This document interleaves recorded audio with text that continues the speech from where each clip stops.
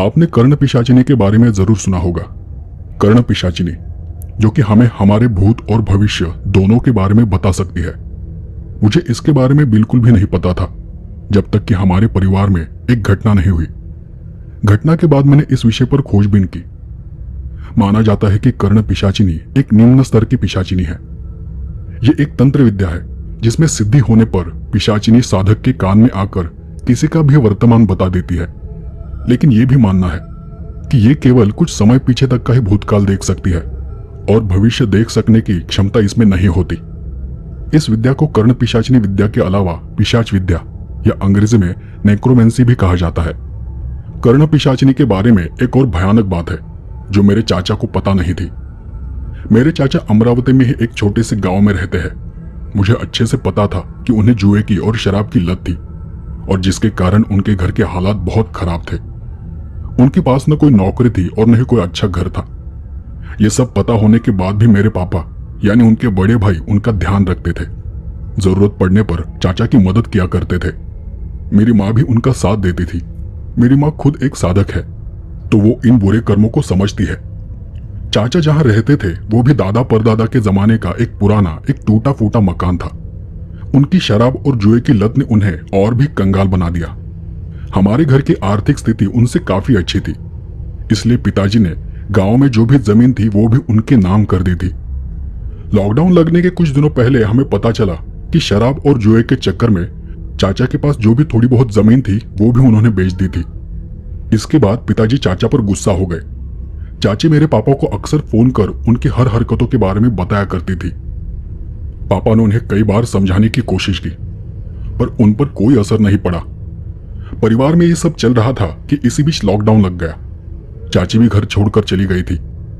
पिताजी ने भी चाचा से बात करनी बंद कर दी थी और लॉकडाउन के खत्म होने के करीब 2 या 3 महीने बाद अचानक एक दिन हमें पता चला कि मेरे चाचा ने बहुत सारी जमीन खरीद ली है, अपने लिए एक बढ़िया सा मकान बनवा लिया है और कुछ दुकान खरीद कर किराए पर चढ़ा दिए है। यह सुनकर मेरे घर वाले खुश तो थे लेकिन हैरान भी थे कि यह सब अचानक कैसे हो गया। पता नहीं था कि उनके पास अचानक इतना पैसा कहां से आ गया था। अब चाचा का स्वभाव भी विक्षिप्त और अजीब था। न वो कभी किसी से ठीक से बात करते थे और न ही किसी को अपने करीब आने देते थे। पिताजी ने भी उन्हें 2-3 बार फोन कर इसके बारे में पूछने की कोशिश की तो चाचा ने पिताजी को बहुत भला बुरा कहा और गालियां दी और आखिरकार इसलिए हमारे परिवार ने उनसे संबंध तोड़ दिए। पिताजी को उनकी चिंता हो रही थी, इसलिए उस दौरान उन्होंने गांव वालों से भी पूछताछ की, पर गांव वाले खुद हैरान थे और वो खुद नहीं जानते थे कि उनके पास इतना पैसा कहां से आ रहा है। पैसा आने के बाद से चाचा ने लोगों से मिलना जुलना भी बंद कर दिया था। एक बात गांव में फैल गई थी कि उन्हें जुए की लत है, वो बहुत जुआ खेलते हैं, तो शायद उन्होंने सारा पैसा जुए में जीता होगा या फिर जरूर वो कोई बुरा या गलत काम कर रहे थे। ऐसे ही काफी दिन बीत गए और एक दिन बीच रात पापा को चाची का फोन आ गया। चाची ने बताया कि पिछले कुछ 10-15 दिनों से चाचा अजीब हरकतें कर रहे हैं। घर में किसी से बात भी नहीं करते, अपने कमरे से बाहर भी नहीं आते। रात में उनके कमरे से जोर जोर से चीखने की चिल्लाने की आवाजें आती है। कुछ पूछो तो जवाब तक नहीं देते। पिताजी को लगा कि जरूर उन्होंने बहुत सारा पैसा कर्जा लिया होगा और अब चुका नहीं पा रहे। बड़े भाई थे इसलिए उन्होंने गांव जाने का फैसला किया और वो मां को अपने साथ लेकर उसी रात गांव चले गए। जब पिताजी गांव उनके घर गए तो चाची ने बताया कि 1 महीने पहले यहां रहने वो वापस आ गई थी। चाचा ने ही उसे फोन करके वापस बुलाया था। वो खुद ये धन दौलत, ये बड़ा घर और गाड़ियां देखकर चौंक गई थी। पर जब भी चाची ने उनसे पूछा तो वो कहते थे कि तुम पैसों की चिंता मत करो, मेरे हाथ पैसे का पेड़ लगा है, तुम बस बोलती जाओ। पर अजीब बात यह थी कि वो कभी भी चाची को उनके कमरे में नहीं जाने देते थे। खुद ताला लगाकर चाबी अपने पास रखते और इतना ही नहीं बल्कि उन्हें धमकाया भी था कि अगर किसी ने कमरे में जाने की कोशिश की तो उसे मार देंगे। अचानक 15-20 दिन पहले उन्होंने घर से बाहर जाना ही छोड़ दिया। फिर धीरे धीरे कमरे से बाहर निकलना भी बंद हो गया। पहले पहले खाना भी वो अपने कमरे में ले जाकर अकेले ही खाते थे, लेकिन अब पिछले 5 दिनों से न उन्होंने कुछ खाया है और न ही कुछ पिया है। कुछ पूछो तो बस जोर से चिल्लाते हैं। एक बार गलती से उन्होंने कमरे का दरवाजा खुला छोड़ दिया था तो चाची ने कमरे में झांक कर देखा। तब देखा कि वो कमरे के कोने में घबराए हुए बैठे थे और अपने कानों पर हाथ रखकर जोर जोर से चिल्ला रहे थे, किसी पर चीख रहे थे। और चाची को देखते ही वो उस पर चिल्लाने लगे, उसे धक्का देकर घर से बाहर निकाल दिया। चाची को तो समझ नहीं आ रहा था कि वो ऐसा क्यों कर रहे हैं। मेरी माँ एक साधक थी, तो उसे पता था कि यह कोई बीमारी नहीं है, कोई अलग ही मामला है। वो देखकर ही समझ गई थी कि उनके पीछे जरूर कोई बुरी ताकत है। फिर भी पिताजी ने डॉक्टर को बुलाया और चाचा का इलाज शुरू किया। चाचा ने दवाई खाने से भी इनकार कर दिया। आखिरकार मां ने अपने पहचान के एक साधक को फोन लगाया और उन्हें तुरंत गांव आने के लिए कहा। उन साधक के आने के बाद पिताजी और साधक चाचा के कमरे में चले गए। पहले तो उन पर बहुत चिल्लाए, उन्हें गालियां देने लगे, इतना बुरा बर्ताव किया कि जैसे मेरे पिताजी कोई दुश्मन हो। उसके बाद भी पिताजी और साधक पीछे नहीं हटे। करीबन आधे घंटे तक पूछताछ करने के बाद दोनों कमरे से बाहर आ गए। तब साधक ने घर वालों को बताया कि चाचा किसी कर्ण पिशाचिनी के कब्जे में है। लॉकडाउन के दौरान उन्होंने किसी अघोरी से इस कर्ण पिशाचिनी विद्या को सीखा था और उस विद्या के बारे में जानने के बाद उन्होंने ये अघोरी मार्ग अपनाया। उस अघोरी के बताए मार्ग से उन्होंने कर्ण पिशाचिनी साधना कर उसे साध्य कर लिया है और इसके लिए उन्होंने खुद के शरीर का सौदा कर दिया है। चाची और मेरे पिताजी दोनों को कर्ण पिशाचिनी के बारे में कुछ भी पता नहीं था। तो चाची ने पूछा, यह भूत प्रेत का तो पता है, पर यह कर्ण पिशाचिनी क्या है? साधक ने बताया कि वो एक अघोरी विद्या है। कर्ण पिशाचिनी एक तंत्र विद्या है। एक खास तरह की साधना करने के बाद कोई भी इंसान कर्ण पिशाच या पिशाचिनी को प्राप्त कर लेता है और फिर यह कर्ण पिशाचिनी उनके कान में आकर भविष्य में होने वाली घटनाएं बताती है। कोई कोई तो उन्हें देख भी सकता है, लेकिन ऐसा नहीं है कि वो सिर्फ अच्छी बातें बताती है। ये पिशाच या पिशाचिनी बुरी बातें भी बताती है। जो भी आदमी अपना कोई काम करना चाहता है, ये कर्ण पिशाचिनी उन्हें पहले ही बता देती है कि वो काम सफल होगा या नहीं। लेकिन जब पिशाचिनी गुस्से में होती है, तब ये अक्सर नकारात्मक और बुरी बातें बताती है। मतलब कोई भी इंसान इन्हें अपना गुलाम नहीं बना सकता।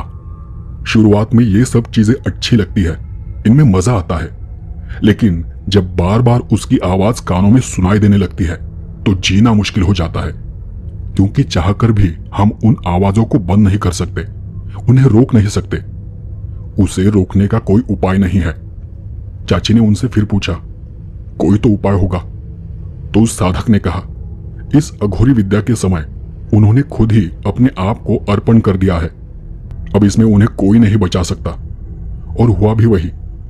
उसी रात चाचा के कमरे से जोर जोर से आवाजें आने लगी, अजीब अजीब चीखने की आवाजें। और उसके बाद जब कमरा खोलकर देखा गया तो चाचा फांसी पर लटक रहे थे। उन्होंने फांसी लगाकर आत्महत्या कर ली थी।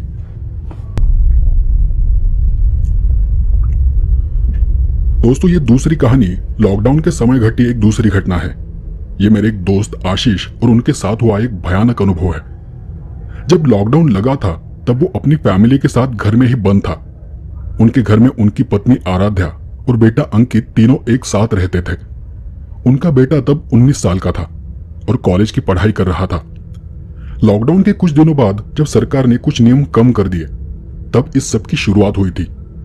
आराध्या काफी हेल्थ कॉन्शियस थी, तो जब लॉकडाउन हटाया गया तो उन्होंने वॉक के लिए बाहर जाने का निर्णय लिया था।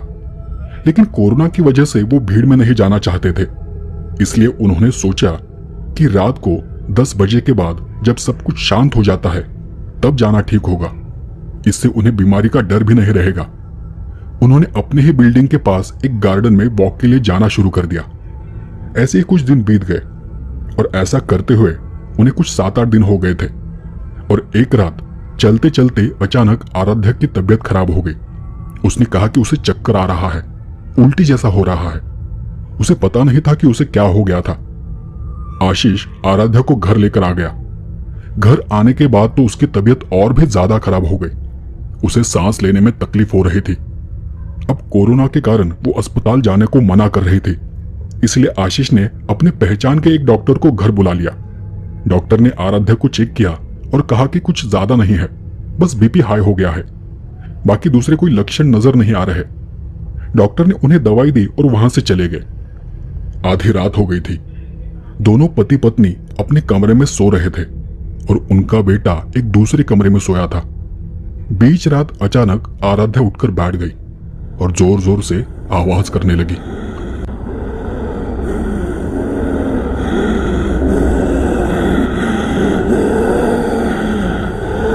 आशीष को लगा कि उसकी तबीयत फिर से खराब हो गई है। आशीष उसे होश में लाने की कोशिश करने लगा और आवाज करते करते वो अचानक शांत हो गई और कुछ देर शांत रहने के बाद वो अपने गले से और भी अजीब आवाज निकालने लगी। आशीष ने कमरे की लाइट चालू की और देखा तो आराध्या की आंखें ऊपर चढ़ी हुई थी। उसका चेहरा खिंचा हुआ था और वो अपना जबड़ा खोलकर एक तरह की अजीब आवाज कर रही थी। आशीष ने उसे पकड़कर जोर जोर से हिलाया और उसे पूछा, आराध्या क्या हो रहा है, तुम ठीक तो हो ना? आराध्या एकदम से होश में आ गई और जोर जोर से सांस लेने लगी। वो घबरा कर यहां वहां देख रही थी। कभी वो आशीष को देखती तो कभी कमरे में इधर उधर नजर घुमा रही थी। शायद उसे कुछ बहुत बुरा एहसास हुआ था। आशीष ने फिर से पूछा, तुम ठीक तो हो ना आराध्या? आराध्या ने शांत होकर आशीष को देखा। क्या हुआ है मुझे इतना पसीना क्यों आ रहा है? मेरी आंखें दर्द कर रही है। आशीष ने उसके हाथ को पकड़कर कहा, कुछ नहीं, शायद तुम्हारी तबीयत खराब है, तुम्हें शायद सांस लेने में तकलीफ हो रही थी।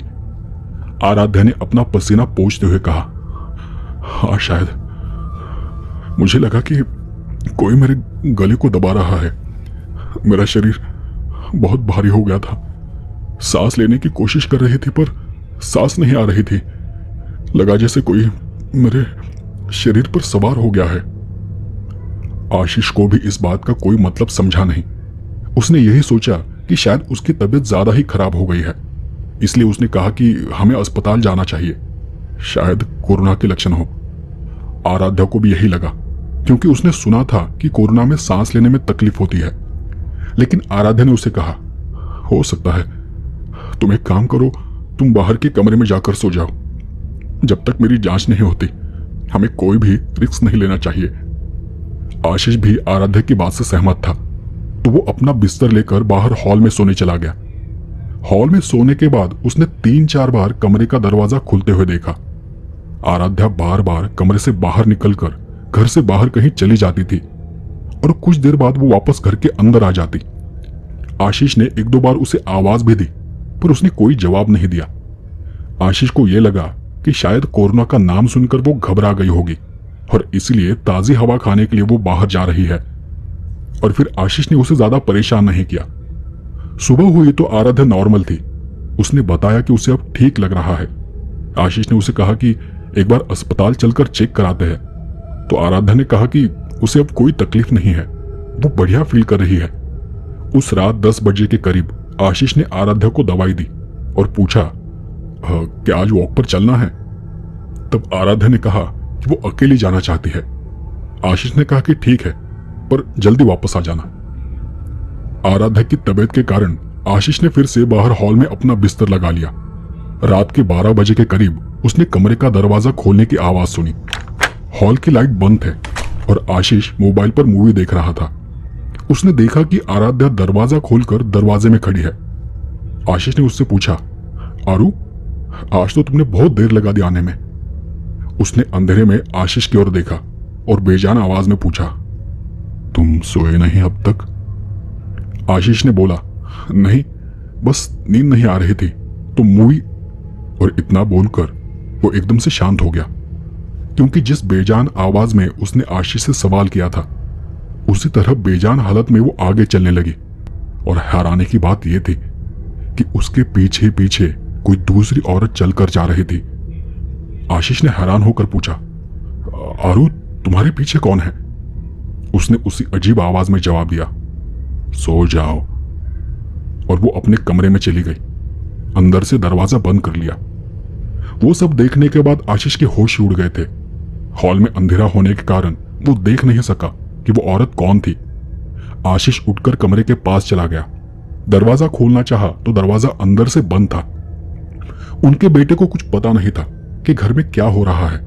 वो तो बस अपने कमरे में पड़ा रहता। आशीष ने दरवाजा खटखटाया तो कुछ देर बाद आराध्या ने दरवाजा खोल दिया। आशीष ने घबराकर पूछा, क्या हो गया है तुम्हें? आराध्या तब एकदम नॉर्मल थी। कुछ भी तो नहीं। क्यों, क्या हो गया है? आशीष ने कमरे में झांकते हुए कहा, मतलब क्या तुम्हें पता नहीं कि तुम्हारे साथ क्या हो रहा है? तुम्हारे पीछे पीछे कमरे में कोई औरत चली गई है। आराध्या हंसने लगी। मेरे पीछे तो कोई नहीं है, आओ देखो, कोई भी तो नहीं है यहां।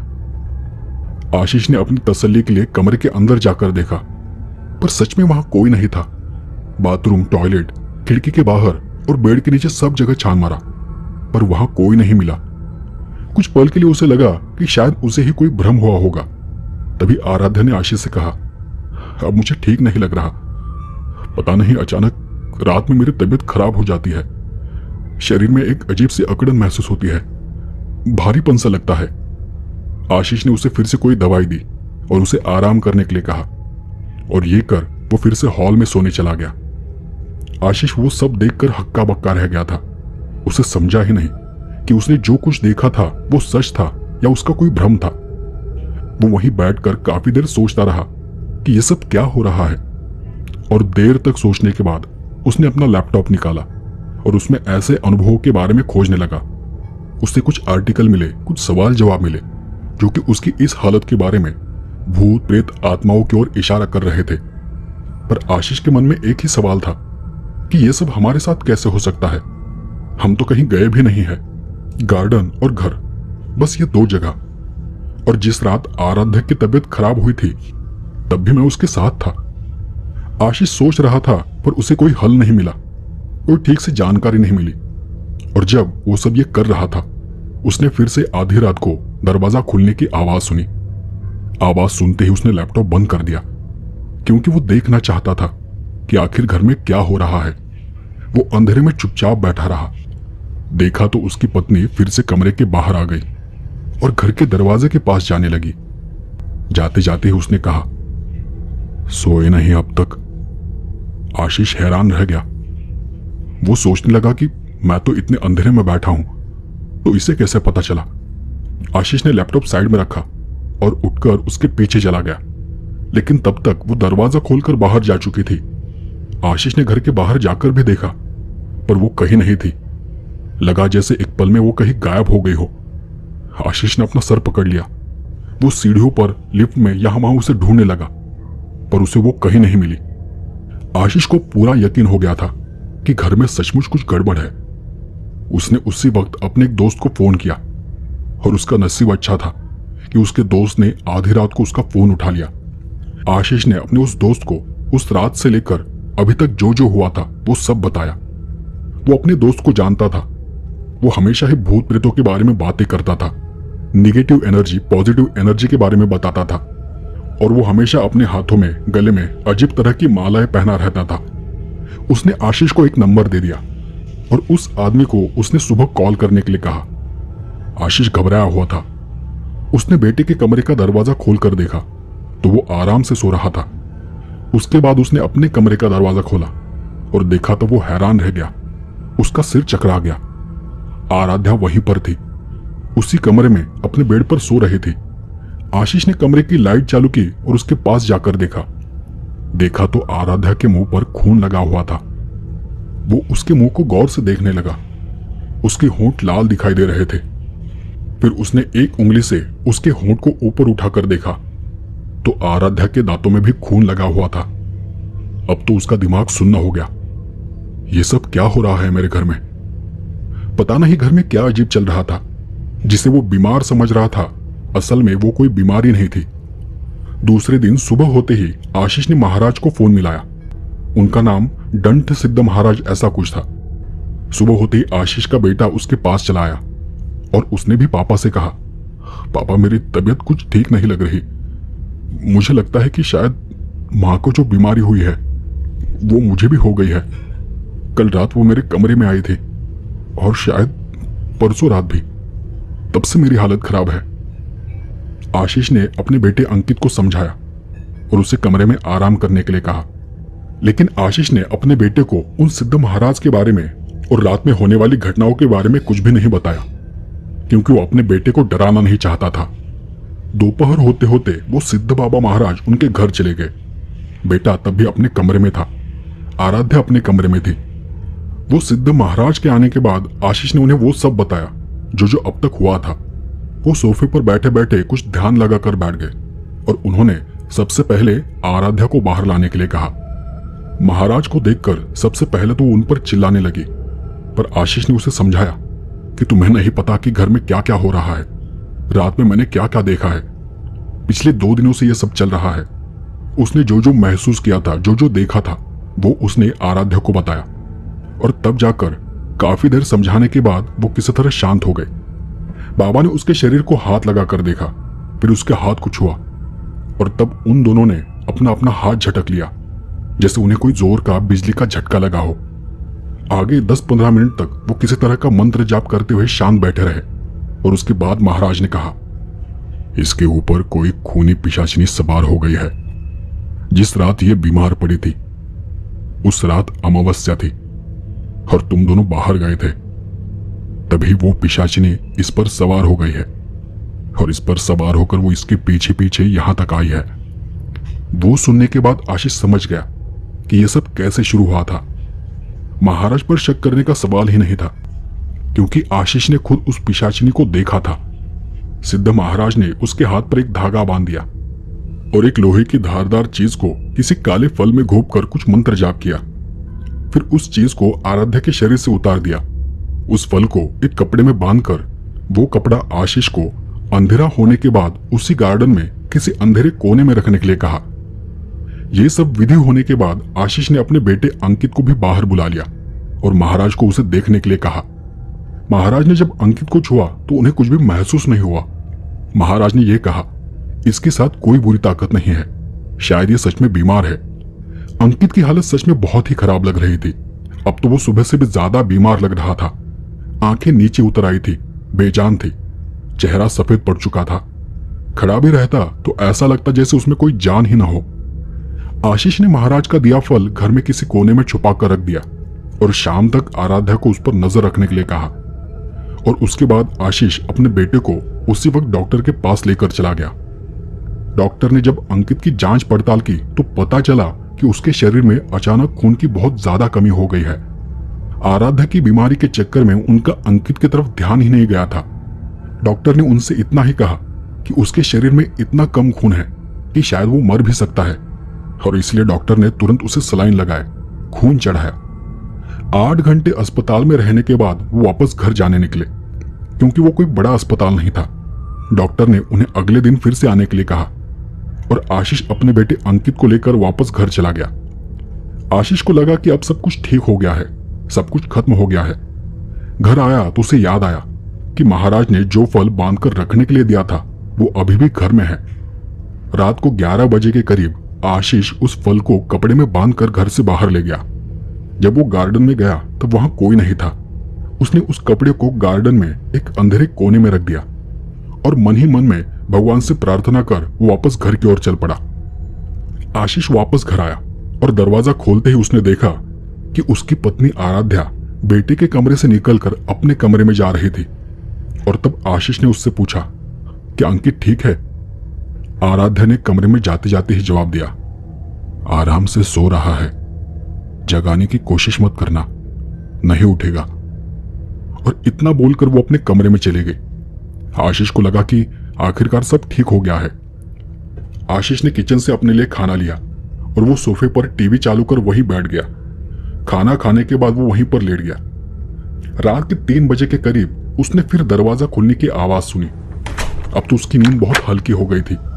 वो हल्की सी हल्की आवाज से भी जाग जाता था। उसकी नींद तो खुल गई थी, पर उसकी आंखें झपक रही थी। दिन भर की भागदौड़ से वो बहुत थक गया था। झपकती बोझल आंखों से उसने देखा कि कोई परछाई कमरे से बाहर निकलकर बाहर की ओर जा रही है। आशीष ने फिर से अपना सिर उठाया और ठीक से देखने की कोशिश की, पर वो थोड़ा नींद में था तो वो समझ नहीं पाया कि वो क्या देख रहा है। उसे लगा कि शायद वो नींद में कोई सपना देख रहा होगा। और उसके कुछ देर बाद फिर से उसने कुछ रोने की आवाज सुनी।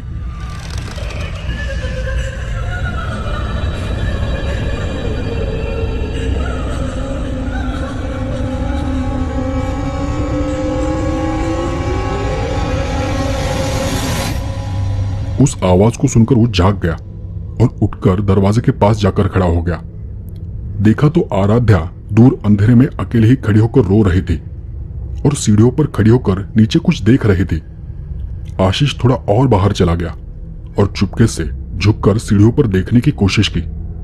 तब उसे ऊपर देखती हुई दो अजीब और भयानक आंखें दिखाई दी, एक भयानक मुस्कान के साथ। पर जैसे ही आशीष उसे देखने के लिए और आगे बढ़ा तो वो झट से पीछे हट गई। आशीष तेजी से आगे चला गया। देखा तो वहां कुछ भी नहीं था, सीढ़ियों पर कोई नहीं था। लेकिन तब आराध्या एकदम से शांत हो गई, ऐसे जैसे वो नींद में चलकर आई हो। आशीष ने उसे दूर से ही आवाज दी, आराध्या, क्या तुम नींद में हो? आराध्या ने झट से पीछे मुड़कर देखा। एक पल के लिए उसकी आंखें अजीब सी चमकी और फिर से नॉर्मल हो गई। आशीष को कुछ अजीब महसूस हुआ। फिर भी वो आराध्या को लेकर घर में चला गया और उसे कमरे में सुला दिया। दूसरे दिन सुबह सुबह आशीष ने सिद्ध महाराज को फिर से फोन किया और जल्द से जल्द घर आने के लिए कहा। उसने बेटे के कमरे में झांक कर देखा तो वो आराम से सो रहा था। कुछ घंटे भर में महाराज घर आ गए। महाराज ने फिर से आराध्या के हाथ को छूकर देखा, पर इस बार उन्हें कोई भी झटका नहीं लगा। महाराज परेशान हो गए और उनका चेहरा चिंतित हो गया। आशीष ने महाराज से पूछा, महाराज क्या हुआ है? महाराज ने उसे चिंतित भाव से कहा, आशीष, तुमने मुझे फोन कर बताया था कि कल रात वो पिशाचिनी फिर यहां आई थी। तुमने खुद उसे देखा था। आशीष ने कहा, हां, कहा तो था। महाराज ने फिर अगला सवाल किया, क्या तुमने वो काला कपड़ा अंधेरा होते ही समय पर उसकी जगह पर रख दिया था ना, जैसा मैंने तुम्हें बताया था? आशीष ने थोड़ा झिझकते हुए कहा, हाँ, मतलब मैंने उसे सही जगह पर तो रख दिया था, लेकिन आपको तो पता है कि कल मैं बेटे को लेकर अस्पताल गया था तो वापस आने में बहुत रात हो गई, इसलिए मैं समय पर उसे रख नहीं सका। लेकिन मैं आधी रात होने से पहले कपड़े को वहां रखकर वापस आया था। महाराज और चिंतित हो गए और उन्होंने कहा, नहीं, कुछ तो गड़बड़ है, कुछ तो बहुत बुरा हो चुका है। वो पिशाचिनी अब यहां नहीं है, उसकी ऊर्जा आसपास कहीं भी नहीं है और वो इस उपाय के कारण यहां से नहीं गई है, क्योंकि तुम्हारे उपाय करने से पहले ही वो घर में प्रवेश कर चुकी थी। शायद वो इसलिए गई है क्योंकि उसका काम पूरा हो गया है। तब आशीष ने थोड़ा खुश होते हुए कहा, यह तो अच्छी बात है कि वो चली गई है, तो फिर इसमें घबराने वाली बात क्या है? और उसका कौन सा काम पूरा हो गया है? महाराज का ध्यान आराध्या की कलाई पर गया। तुम्हारे हाथ में बंधा धागा कहाँ है? आराध्या ने अपने दोनों हाथों को देखते हुए कहा, पता नहीं। और तब आशीष का ध्यान आराध्या के होठों पर चला गया। उसके होंठ लाल लाल लग रहे थे। आशीष ने आराध्या के पास जाते हुए उसके एक होंठ को नीचे कर कर देखा तो उसके मुंह में खून लगा था। वो देखकर आशीष को जोर का धक्का लगा। महाराज भी हैरान हो गए और वो ऐसे भागा जैसे उसे कुछ समझ आ गया हो। महाराज और आराध्या भी उसके पीछे चले गए, पर उन्हें समझा नहीं कि वहां क्या हो रहा है। आशीष भागते हुए अपने बेटे के कमरे में चला गया और कमरे में जाकर देखा तो अंकित अपने बेड पर बेजान सा लेटा हुआ था। उसके हाथ पांव चेहरा सफेद पड़ चुका था। आंखें खुली थी पर बेजान थी। मुंह पूरा खुला था। हाथ पैर सिकुड़े हुए थे, सफेद पड़े थे। और अपने बेटे की वो हालत देख आशीष समझ गया कि उस पिशाचिनी ने कल रात ही घर में आकर अपना काम खत्म कर लिया था। रात ही उसने अंकित का सारा खून चूस लिया था, क्योंकि उसे पता था कि उसे बांधा जा रहा है और इसलिए बंधन लगने से पहले ही वो अपना काम कर कर यहां से चली गई थी। आशीष के लिए यह बहुत बड़ा धक्का था। उस घटना के बाद उसकी पत्नी आराध्या भी सदमे में चली गई। ये सब कुछ उनकी समझ के बाहर था और जब तक उन्हें पता चलता कि घर में क्या हो रहा है तब तक बहुत देर हो चुकी थी। तो दोस्तों, ये थी आज की दोनों कहानियां। आपको ये दोनों कहानियां कैसे लगी मुझे कमेंट कर जरूर बताएं।